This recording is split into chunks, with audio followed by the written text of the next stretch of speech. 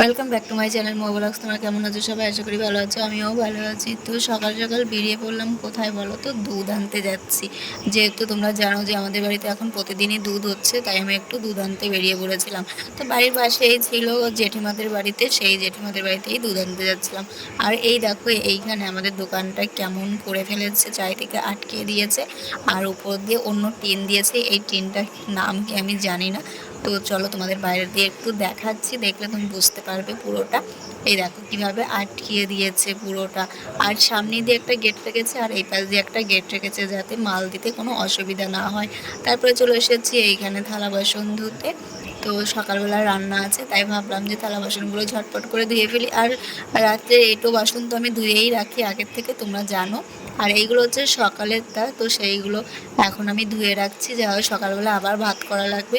আর এখন তো প্রত্যেক দিনই আমার সকালবেলা, দুপুরবেলা, রাত্রিবেলা 3 বেলাই রান্না করা লাগছে। আর আমাদের বাড়ি তো 3 বেলাই রান্না করা লাগে, কিন্তু গরম ভাত কী বলো তো, সিদ্ধ ভাত যদি একটু গরম গরম খাওয়া যায় তাহলে একটু ভালোই লাগে, ঠান্ডা হয়ে গেলে ভালো লাগে না। তার জন্য একটু গরম গরম ভাত করব, তাহলে একসঙ্গে বসে সবাই খেতে পারবো। তো ঝটপট করেই করছি সব কিছু, যে খিদেও পেয়ে গেছে। আর খিদে পেয়েছে মানে হচ্ছে পেটের মধ্যে মানে হচ্ছে ছুঁচো দৌড়াদৌড়ি করছে, এরকম একটা ব্যাপার। তার জন্য সব একটু তাড়াতাড়ি করেই করে নিচ্ছি। আবার এই কয়েকদিন একটু কাজও কমে গেছে, কেন বলো তো? জামা কাপড় ধোয়া যাচ্ছে না, ঘর মোছা যাচ্ছে না, শুধু ঘরটা একটু ঝাড়ই দিতে পারছি, আর কোনো মোছামুছিও করতে পারছি না। তার জন্য অনেক কাজ আমার কমে গেছে। কিন্তু 10 দিনের দিন মনে হয় কাজ কাজ করতে হবে প্রচুর পরিমাণে, কারণ ধোয়া ফোলা সবই আছে, সেইগুলো করতে হবে। সে 10 দিনের দিন আমার কাজের 12টা বেজে যাবে আমার, সেটাই মনে হচ্ছে। ভীষণ কাজ করতে হবে সেদিনকে, ঘর বাড়ি সব কিছু পরিষ্কার করতে হবে, জামা কাপড় ধুতে হবে। সে যাই হোক, যেটা করার নিয়ম সেটা তো আমাদের করতেই হবে, তাই না বলো? তো সেটা কোনো ব্যাপার না।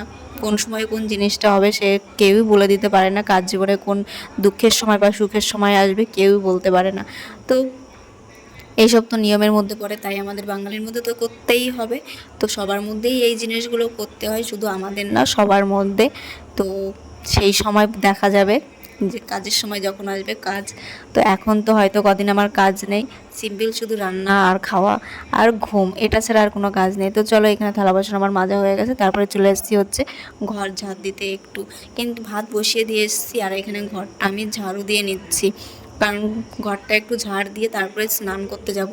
আর স্নান করার পরে তারপরে আবার দুপুরে রান্না বান্না আছে। তো দেখো আমি স্নান করে চলে এসেছি, আর মাথাটা কিন্তু আঁচড়াইনি, মাথাও আঁচড়াতে পারছি না, মাথায় তেলও দিতে পারছি না। তো দেবো সেটা হচ্ছে 10 দিনের পরে। আর এটা হচ্ছে আমার পুচকু মায়ের জন্য মা রেখেছে বালতি, আর একটা বাটি রেখেছে, সেটাও তোমাদের দেখাচ্ছি। তো এই হচ্ছে বাটি, আর আনার সঙ্গে সঙ্গে মা কিন্তু এটার মধ্যে দুধ জ্বালিয়ে ফেলেছে, কারণ নতুন জিনিস আগে আগে ব্যবহার করার ইচ্ছেটা সবারই থাকে। তো মা সেই জিনিসটা করে ফেলেছে, আগে আগে দুধ জ্বালিয়ে ফেলেছে। তো ভাবলো যে নতুন জিনিস তো দুধটা জ্বালিয়েই ফেলি। আর আজকে আমাদের দুপুরের খাওয়া দাওয়া দেখো কি কি আছে, তোমাদের সেটাই দেখাবো। তো এইখানে আছে ভেন্ডি সিদ্ধ, বেগুন সিদ্ধ, আলু সিদ্ধ, আর হচ্ছে উচ্ছে সিদ্ধ, আর আছে হচ্ছে আম আর দুধ।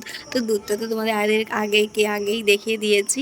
তো তারপরে দেখো আমি রাত্রিবেলা আমার একটু শরীর খারাপ হচ্ছিল, তার জন্য আমি শুয়ে পড়েছি এইখানে কাঁথা গায়ে দিয়ে।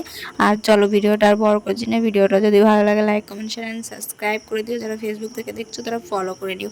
আর সবাই ভালো থেকো, সুস্থ থেকো, টাটা।